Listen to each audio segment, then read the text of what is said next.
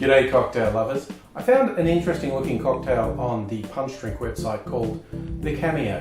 It's essentially a riff on the Manhattan template. It's got a split of spirits rather than just whiskey and a split of aromatized wines rather than just sweet vermouth. So it's more complex, it's a bit more fiddly. The punch drink website describes this as a drink that shows off cachaça that isn't a caipirinha. If you're unfamiliar with it, cachaça is a Brazilian spirit.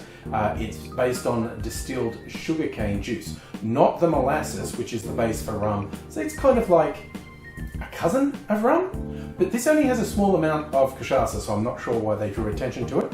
But anyway, if you're making one, it goes like this. We do 1/4 of an ounce of cachaça, 1/4 of an ounce of yellow Chartreuse, 1/2 ounce of pear brandy, 1/2 ounce of sweet vermouth, 3/4 of an ounce of Cocchi Americano, although I'm actually using Cocchi Rosa. Same thing basically, but made with red wine grapes.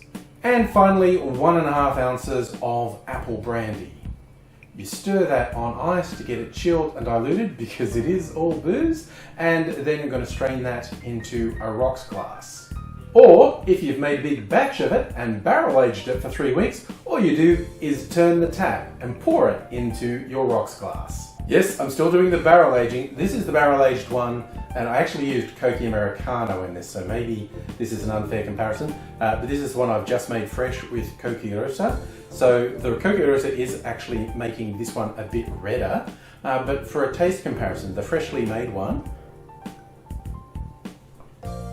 that is really nice. It is lighter than a Manhattan, even though it's using that template, and it's got some herbal aromatics going on there as well. That is actually a really nice drink.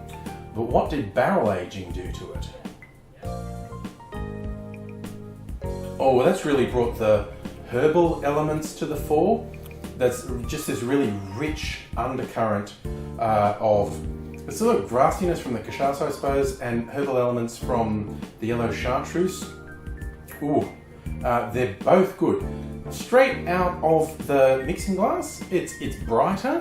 I think barrel aging it gives it a bit more depth, which is honestly what I've experienced with most of the barrel aged cocktails. If you like the basic template of a Manhattan, this is a very interesting riff on it. And look at me, back on my double fisting bullshit. I guess I'm just gonna have to drink both of them, suffer through that. I hope you're enjoying whatever you're drinking, wherever you are, and I hope to see you again soon. Until then, cheers.